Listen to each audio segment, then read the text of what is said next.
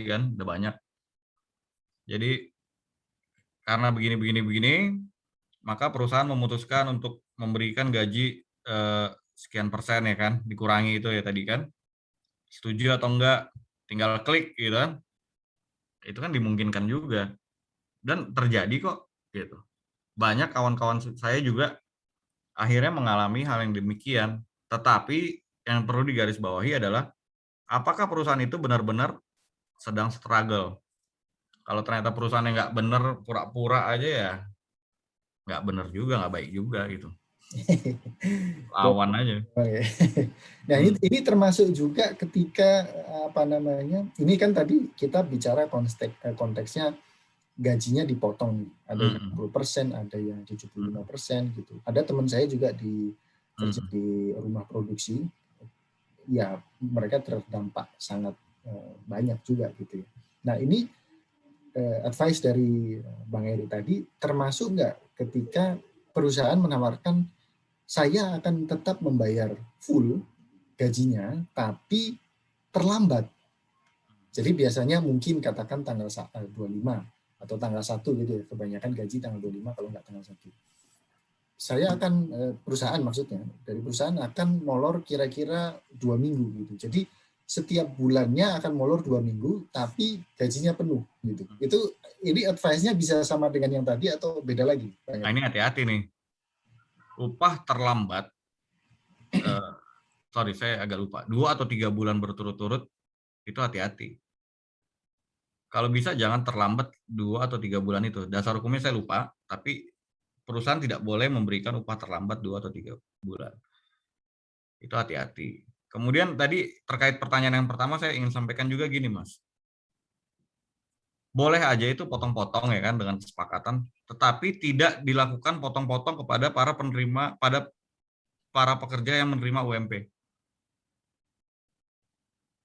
Jadi kalau pekerja level manajerial ya silakan aja dengan kesepakatan, tetapi saya tidak menyarankan untuk mengurangi gaji para pekerja yang menerima UMP. Itu ada hukumnya juga. Kemudian kalaupun terlambat jangan 2 atau 3 bulan berturut-turut terlambat.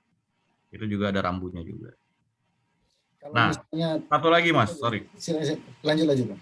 Satu lagi adalah dalam masa pandemi ini saran saya kepada para perusahaan revisi segala hal terkait perjanjian kerja dan peraturan perusahaannya. Saya yakin dulu-dulu saya juga nggak pernah Mas bikin PP itu ada force major segala macam kan. Kontrak kita masih bikin force major, tapi di PP kita nggak pernah bikin force major, apalagi karena pandemi. Nah ini bikin perubahannya, nyatakan hal demikian dalam PP atau kontrak kerjanya, dan syarat-syarat kerjanya boleh berubah, tapi itu bahasanya mesti bahasa baik sekali supaya tidak ditolak oleh Disnaker atau Kementerian Tenaga Kerja. Tapi saya sudah lolos sih. Nah ini bicara PP nih Bang Eri. Tadi kan Bang Eri sampaikan ya kalau misalnya ada teman-teman dari perusahaan startup yang memang belum merevisi PP agar bisa disesuaikan lah intinya. Supaya kalau kejadian-kejadian seperti pandemi ini bisa dengan segera melakukan tindakan tanpa kita perlu lagi bicara sama seluruh karyawan dengan akhirnya kita tanda tangan perjanjian bersama tadi gitu kan. Nah sekarang kalau misalnya perusahaan baru itu kan biasanya karyawannya masih belum banyak. Nah biasanya kalau masih belum banyak belum ada yang namanya serikat pekerja. Jadi pertanyaannya gini sebenarnya Bang Eri, ini saya coba gali untuk teman-teman startupnya.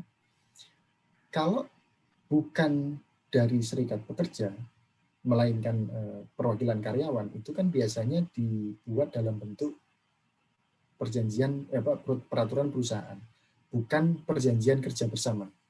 Kalau SP jatuhnya PKB, tapi kalau perwakilan karyawan jadinya nanti outputnya peraturan perusahaan. Nah, kalau misalnya nih, Bang Eri, perusahaannya kemudian sukses dan jadi besar, kemudian mereka menjadi wajib memiliki serikat pekerja secara syarat secara peraturan perundangan. Dia harus punya serikat pekerja karena melebihi jumlah pekerja sekian.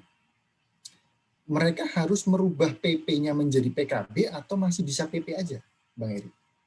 Oh, ini yang tadi saya sampaikan di awal, Mas. Tidak serta-merta perusahaan yang punya serikat pekerja itu membuat PKB. Kan ada jumlah minimal berapa banyak anggota SP yang bisa membuat PKB. Jadi kalau misalnya perusahaan itu punya karyawan 1000, ya kan? Ternyata yang jadi anggota SP itu 600. Maka sebagai pengurus SP bisa minta bikin PKB. Tetapi ternyata karyawannya 1000, jumlah serikat anggotanya cuma 50. Dan itu pernah sama saya, Mas. Saya tolak itu permintaan PKB-nya. Karena tidak seperti itu komposisinya kan gitu. Jadi mempertimbangkan juga bukan hanya jumlah karyawan tapi jumlah serikat pekerja. Jumlah anggotanya. Jumlah anggota serikat pekerja. Oke. Nah, kalau kalau dari sisi Undang-Undang Cipta Kerja sendiri nih, Bang Eri, kebetulan saya belum pernah mengajukan ya dalam revisi dalam kurun waktu ini. Apakah peraturan Tunjukannya lewat Cakralau aja. teman-teman Jualan. Nah, ini kalau misalnya ada perusahaan yang belum, misalnya berlakunya kebetulan masih setahun lagi nih peraturan perusahaannya, apakah mereka punya urgensi untuk segera menyesuaikan align dengan yang namanya Undang-Undang Cipta Kerja beserta peraturan pelaksananya, atau bisa dibilang ini it goes without saying. Jadi kalau memang peraturan pemerintahnya seperti itu, meskipun peraturan perusahaan yang masih berlaku itu belum dirubah, kita tetap bisa pakai yang peraturan pemerintah. Gimana Bang Eri? Kalau saya sarannya rubah. Kenapa? Kalau PP yang lama pesangonnya lebih besar kan? Oke, dibanding. Jadi kalau dari sisi perusahaan lebih baik dirubah ya? Ubah. Kenapa? Pesangonnya lebih besar, Mas. Dan jangan lupa, kontrak PP atau PKB itu kan kaidah otonomnya kita tuh, perusahaan. Artinya apa? Derajatnya kan lebih tinggi, Mas. Sekarang nun sewu. Waktu saya kerja di Papua, saya dapat THR 2 bulan gaji misalnya, ya kan, di PKB-nya.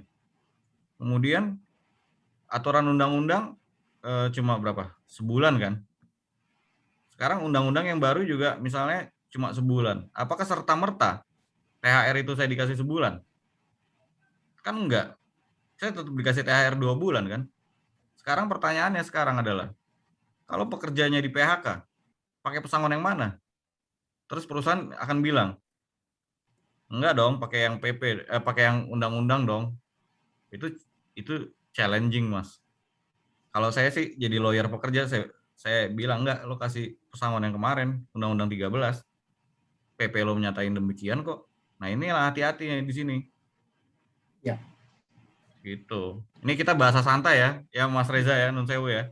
Iya. Ini justru yang kita perlunya yang santai-santai gini. Nanti kalau Bang Eri terlalu legal, mekanikal, nanti teman-teman yang bukan hukum akan pusing nanti. Susah untuk mendigestnya. Saya ada pertanyaan nih Mas Iwan sama Mas Heri nih. Dalam konteks teman-teman yang mau bikin startup. Ceritanya nih mereka bikin startup, tentu mereka ownernya ya. Mereka punya ide, mereka punya inovasi, kemudian mereka dapat angel investor. Angel investor masuk jadi pemegang saham ke PT yang mereka dirikan bersama-sama angel. Nah biasanya karakter angel kan nggak terlalu banyak intervensi. Nah kemudian setelah mereka PT-nya mulai, perusahaan startup dalam PT baru ini mulai ada kemajuan, mereka ingin grow, mereka masuk ke tahap seeding, masuk investor yang lebih besar, yang lebih serius lah. Nah kemudian investor ini lebih banyak intervensi dalam pembentuk bukan operasional sih, tapi dalam pengambilan keputusan di level groups-nya kan. Nah, Kemudian mereka kan direksi nih, Ya. mereka direksi. Nah, terus terlepas dari masalah pengaturan sahamnya, di anggaran dasar memang ditentukan direksi bisa digaji atau tidak bisa digaji kan. Nah, kemudian rules yang didominasi oleh investor baru bilang bahwa tidak digaji sampai dengan berapa tahun tertentu untuk menunggu sampai mencapai revenue tertentu yang sudah diharapkan akan tercapai targetnya oleh investor. Nah, mereka ini nggak pernah terima gaji kan sejak perusahaan berdiri, jadi owner gitu kan, jadi direktur segala macam. Nah, tapi dia tahu dengan adanya investasi dari investor, perusahaan ini akan sanggup menggaji karyawan dalam jumlah sekian untuk berapa banyak orang.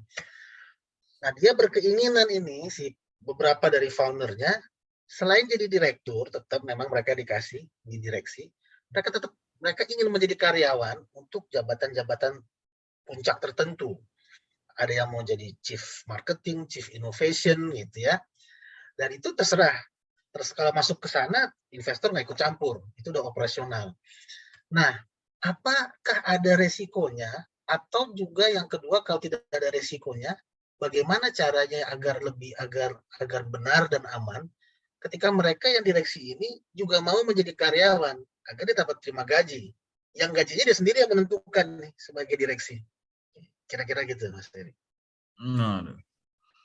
Ini menarik nih. Saya baru dengar dari Mas Reza nih. Karena gini ya, yang saya alami dulu adalah beberapa perusahaan itu punya direktur, tetapi adalah direktur yang tidak ada namanya di dalam saham, ya kan? Jadi kayak perusahaan-perusahaan retail itu direktur operasionalnya misalnya Mr. Badu, Polan, tapi mereka tidak ada di anggaran dasarnya ya, nggak ada. Nah itu mudah ya kan, tetap direkturnya hanya atas nama, artinya secara penyelesaian perselisihan memakai tetap dianggap karyawan.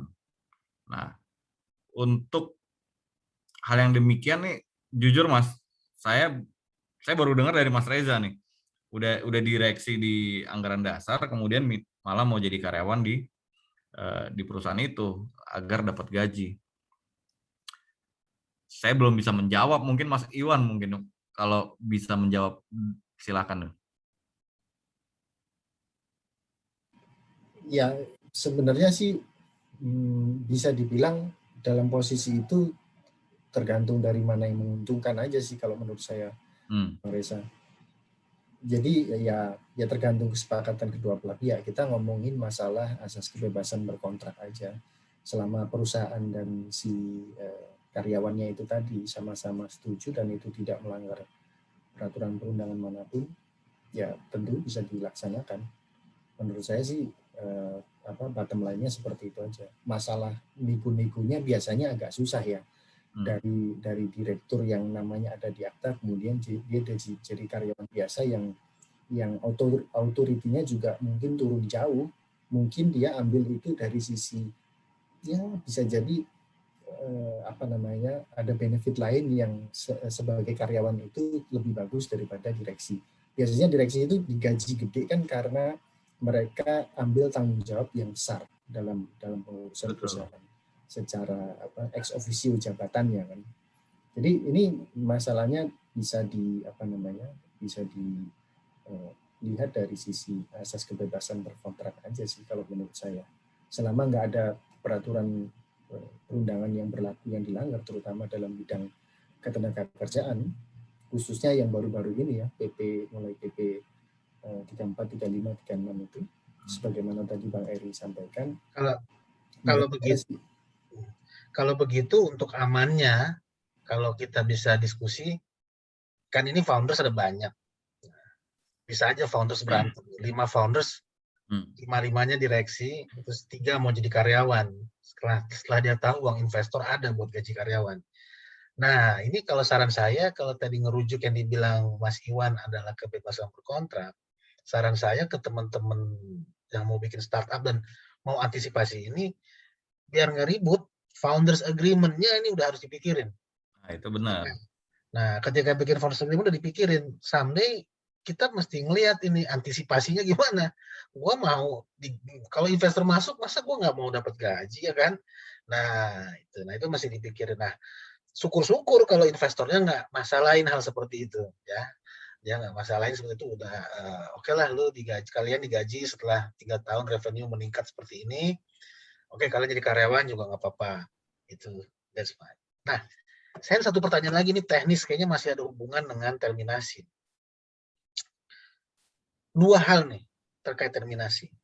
Dulu saya nggak tahu nih apakah dirubah dengan Cipta Kerja ataukah masih sama.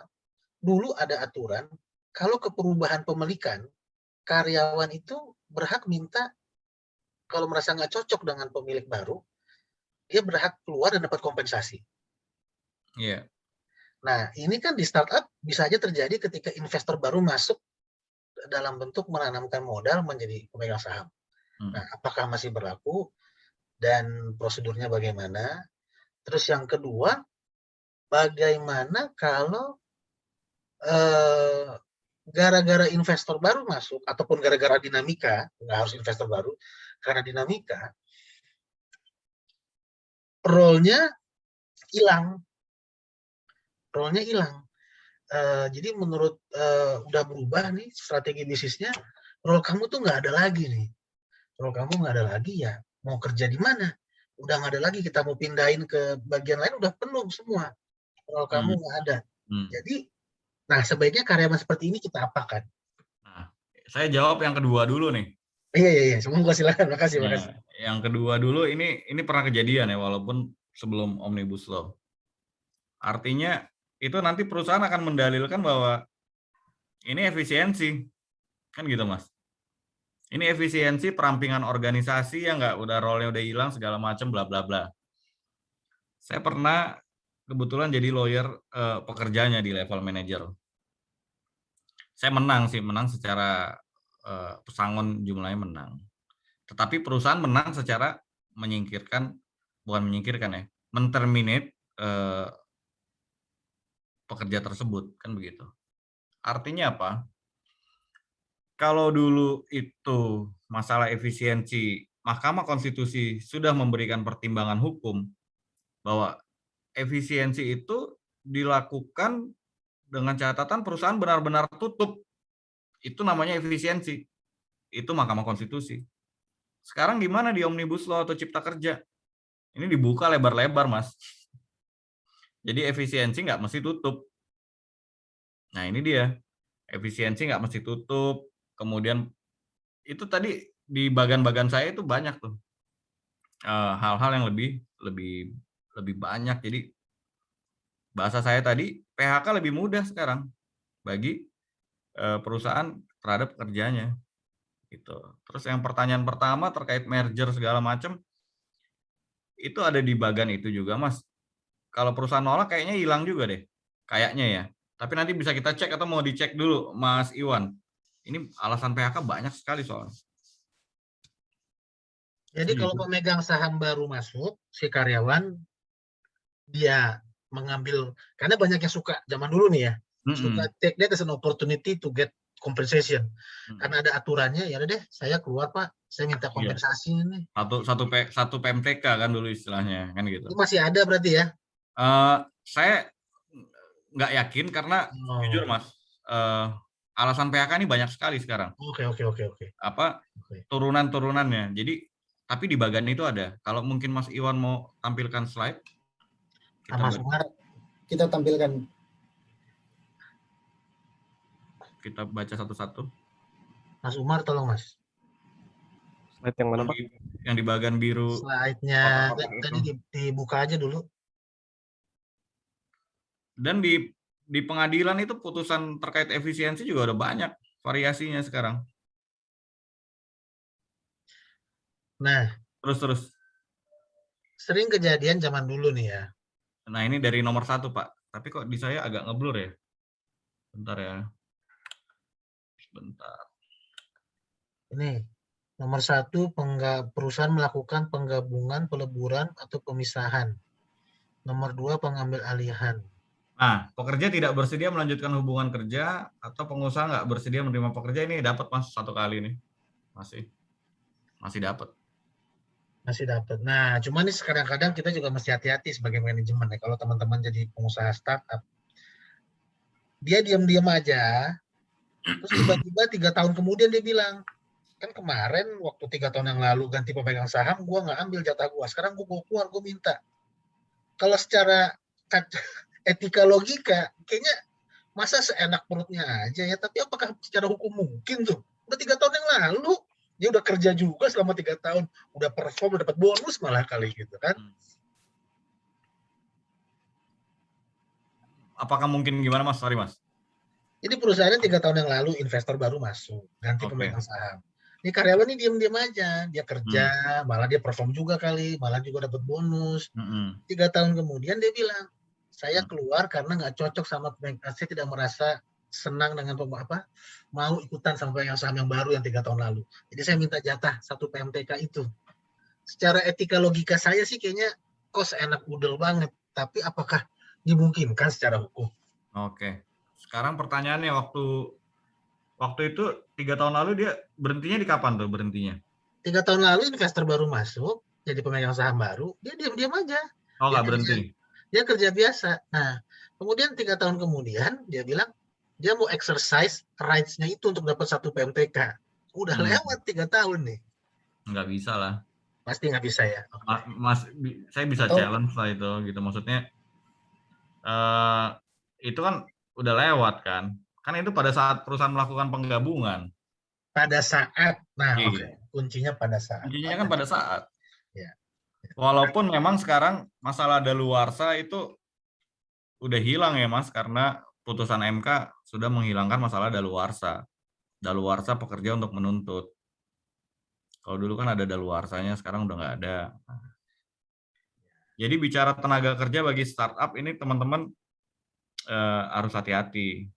Tapi gini deh, karena hubungan baik saya dengan Mas Reza dan Soa Digital juga, kalau masih ada yang belum puas, silakan email aja Mas. Insya Allah saya jawab. Iya. Masalah tenaga kerja itu seru, selalu nggak ada pernah. Nah, ini ada satu nih titipan pertanyaan teman-teman startup yang teman-teman Soa Digital. Saya mohon izin ya Mas Iwan ya. Teman-teman Soa Digital suka bilang juga, ini startup ini dinamis kan, inovator-inovator biasanya di hire sama mereka jadi karyawan, ya kan, apakah coding, bikin software ataupun inovasi-inovasi yang lain. Dinamis juga dinamis pindah nih, karena muncul startup yang baru, ya kan, mereka bukan mau jadi founder tapi mereka sibuk pindah kerja. Nah, gimana caranya memastikan kerahasiaan, ya kan, kerahasiaan selama mereka bekerja, karena mereka kan startup ini nggak gede-gede banget, jadi rahasia perusahaan pasti 20-30 karyawan pada saling tahu semua nih.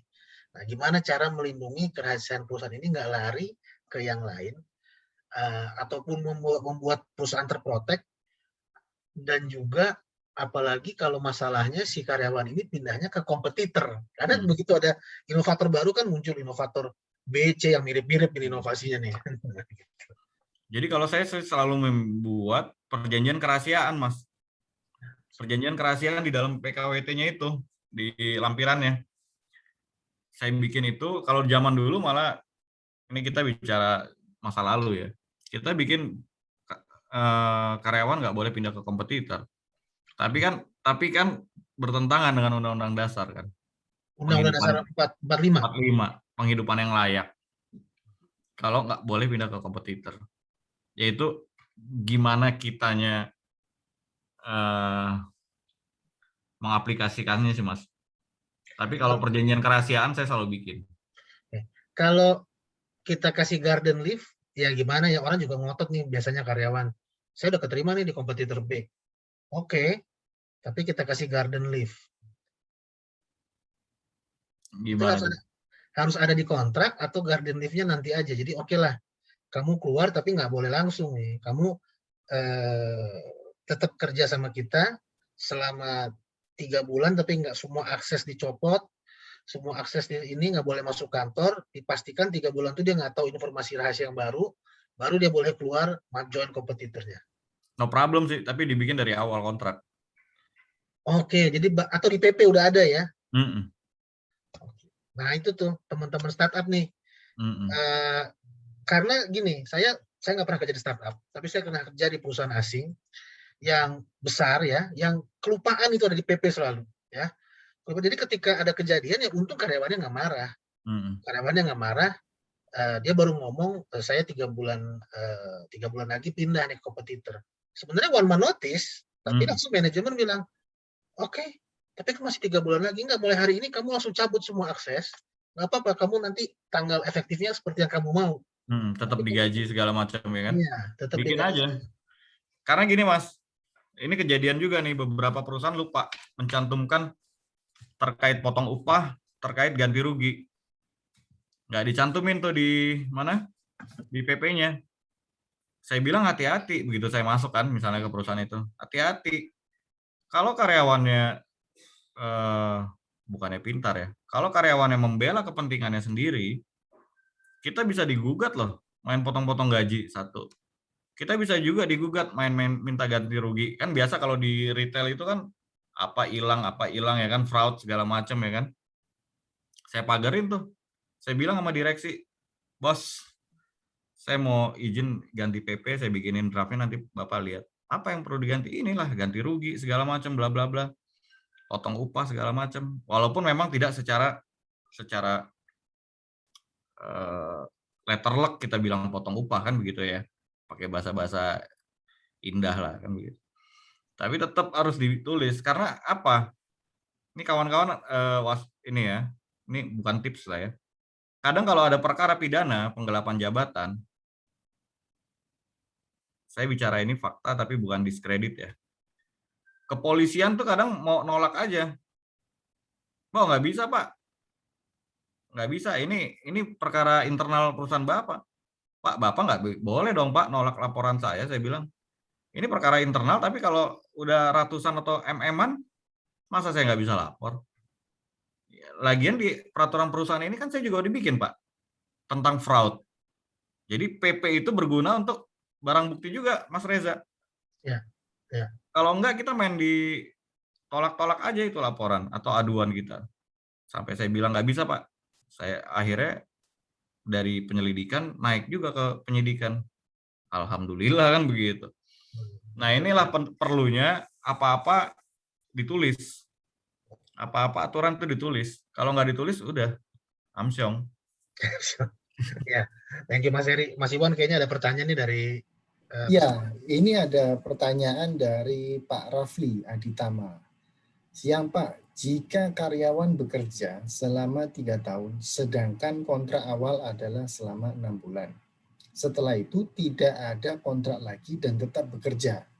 Bagaimana status karyawan tersebut? Apakah sudah dianggap karyawan tetap atau bagaimana Pak? Terima kasih. Oke. Kalau sekarang masih bekerja, sudah dianggap karyawan tetap itu. Kan Omnibus Law udah bilang, demi hukum berubah menjadi PKWTT kan? Karena sifatnya dia bukan sementara terus menerus gitu ya. Jadi ini karyawan ini dianggap secara hukum demi hukum. Tapi lagi-lagi itu karyawan tetap. Ada masalah Mas nanti perusahaan yang nggak mau secara otomatis mengubah statusnya ya kan, balik lagi ke zaman dulu tuh, bipartit lagi, pengawas tenaga kerja lagi. Jadi agak lucu juga ya saya dengan aturan ini ya. Artinya gini, dulu diatur, kemudian MK memutuskan tidak serta-merta kan gitu ya. Sekarang demi hukumnya timbul kembali. Iya. Oke. Nah, kalau misalnya tadi Bang Eri cerita soal rahasia dagang gitu ya. Biasanya kan memang ada karyawan-karyawan tertentu, di bagian tertentu maksudnya, pada fungsi-fungsi tertentu yang dia memang padat sekali memegang rahasia gitu. Nah, ketika ada kalanya dia sakit hati, kemudian dia sebenarnya pada waktu itu sih dia tidak secara eksplisit menyatakan dia akan melakukan sesuatu yang merugikan perusahaan lah gitu. Tapi setelah dia keluar dari perusahaan, kemudian ada beberapa informasi yang kebetulan didapatkan oleh kompetitor gitu. Nah, kalau misalnya kita sebagai orang yang dari perusahaan yang tadi ditinggalkan, itu bagaimana Mas cara ngejar si orang itu? Kita punya dugaan kuat terhadap ini. Ini nggak mungkin informasi ini nyampe ke sana kalau nggak lewat dia, misalnya gitu. Jadi ini pasti dia yang bocorin. Cuma kita kan nggak punya bukti konkret bahwa dia yang bocorin gitu. Nah, ini gimana Bang Eri caranya kita untuk melindungi perusahaan dari tindakan yang semacam ini? Atau kalau misalnya sudah terjadi pun, bagaimana kita cara ngejarnya si karyawan yang ini tadi? Nah, ini menyangkut beberapa aspek juga nih, Mas. Jadi gini ya. Kadang di kontrak itu sekarang perlu kita tulis tentang haki juga kan. Kekayaan intelektual segala macam. Kenapa penting? Karena pada saat karyawan itu menghasilkan sesuatu hal yang kemudian digunakan oleh perusahaan dan karyawan itu dibayar ya kan, digaji oleh perusahaan, maka akan timbul tuh kemana nih, punya siapa hak ini kan gitu ya, hak kekayaan intelektualnya punya siapa, itu mesti dideklar jelas itu bahwa segala hal yang sudah dilakukan karyawan ya hakinya ya punya perusahaan selama tidak diperjanjikan lain misalnya kan gitu ya. Nah, tapi kalau untuk mengejar apalagi nggak ada bukti konkret nih agak-agak susah-susah gampang juga nih Mas. Kecuali memang adanya kesamaan itu berapa persen gitu kan, 80-90% ya kan.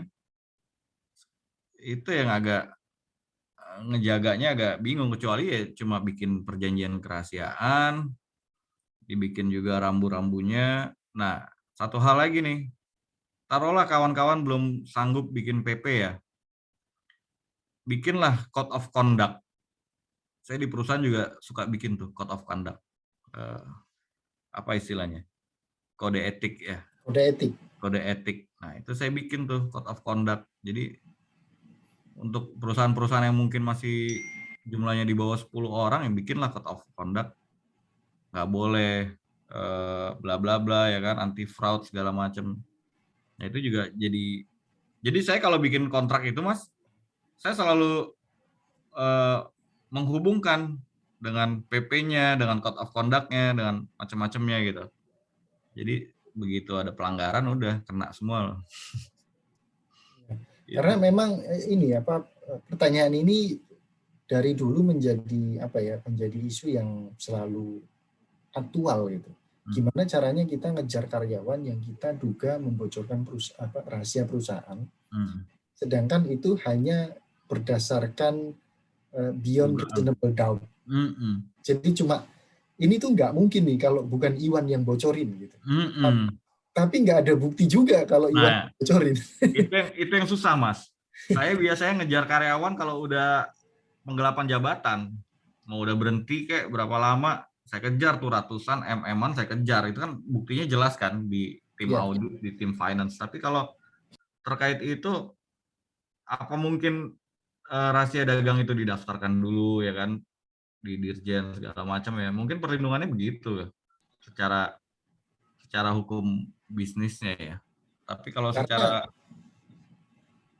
karena ada kasus juga sebetulnya, saya kenal juga orangnya, teman saya. Dia dulunya kerja, dia dari koki. Dia di koki di salah satu restoran mie yang terkenal lah gitu. Nah, dia resign, kemudian dia bikin dia buka warung sendiri lah. Dia buka warung sendiri. Nah, ingredients-nya terus resipinya itu sama persis gitu. Sama persis dengan itu, dan rasanya pun bisa dibilang sama gitu. Nah, kalau kayak gitu gimana tuh Bang Eri? Kan contohnya gini aja deh, kayak misalnya KFC ya. KFC itu kan dia punya keunikan, dia punya khas. Jadi ayamnya itu ada tepungnya, dan kalau dimasak dia bentuknya seperti yang kita tahu sekarang itu. Dia nggak kayak ayam goreng biasa gitu. Nah, sekarang tuh banyak juga orang yang bisa bikin ayam goreng itu dengan bentuk yang seperti KFC itu, gitu. Tapi orang sebenarnya tahu itu bukan KFC gitu. Kalau enggak itu kan pelanggaran merek. Nah ini apa namanya? Gimana ya caranya mencegah supaya ya kamu boleh bikin warung sendiri silakan, tapi jangan pakai resep dari saya gitu. Ini kan perusahaannya ngedaftarin nggak, Mas? Itu pertanyaan saya. Nah, ini infonya saya juga kurang tahu sih, Bang Heri. Iya. Kalau ngedaftarin kan enak kan sebenarnya kan. Tinggal kita undang karyawannya, coba bawa makanannya segala macam kan gitu kan. Ya, Masalahnya kalau perusahaan yang nggak ngedaftarin itu ya Mas Reza ya.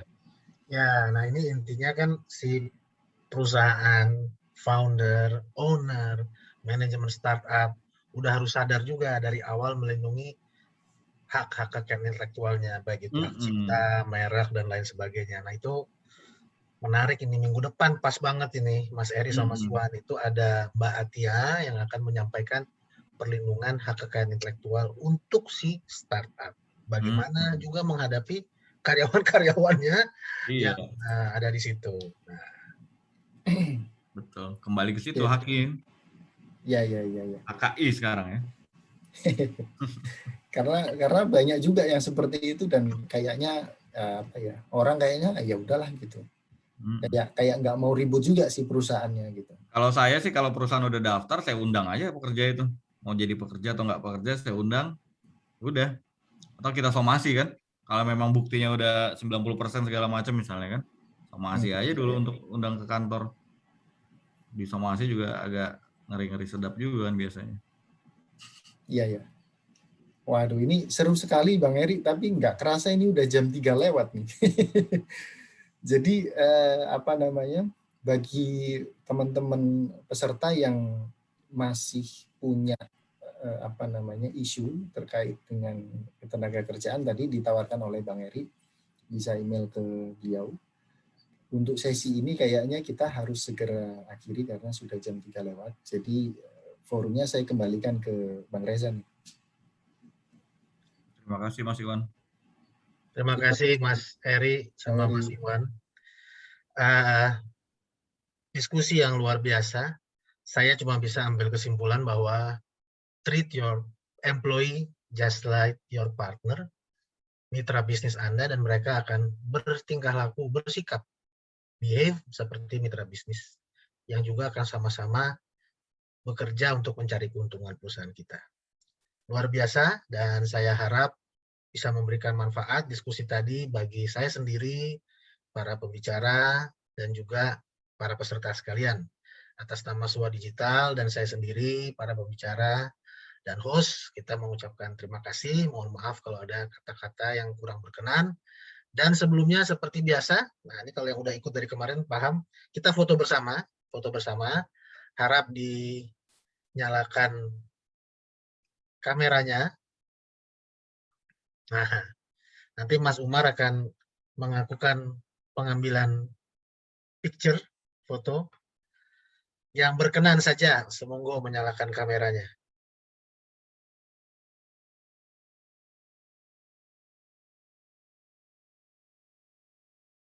Ya, kayaknya sudah siap ini, Mas Umar. Oke, siap Pak. Mengikuti hitungan saya, nanti pada saat hitungan ketiga semuanya tersenyum untuk saya capture ya. Oke, 1, 2, 3, cheese. Oke, baik. Sekali lagi. 1, 2, 3. Oke, terima kasih. Kembali lagi ke Pak Reza, silakan. Ya, itu terakhir penutup dari kita, dari SUA Digital. Terima kasih rekan-rekan sekalian yang belum mendaftar untuk minggu depan, segera mendaftar. Bisa hubungi SUA Digital di link registration yang sama. Sampai ketemu minggu depan. Terima kasih rekan-rekan, Mas Eri, Iwan, dan teman-teman SUA Digital. Assalamualaikum warahmatullahi wabarakatuh. Waalaikumsalam. Terima kasih Bang Eri. Waalaikumsalam warahmatullahi Terima kasih Bapak Ibu. Semua peserta, Bapak Ibu sekalian.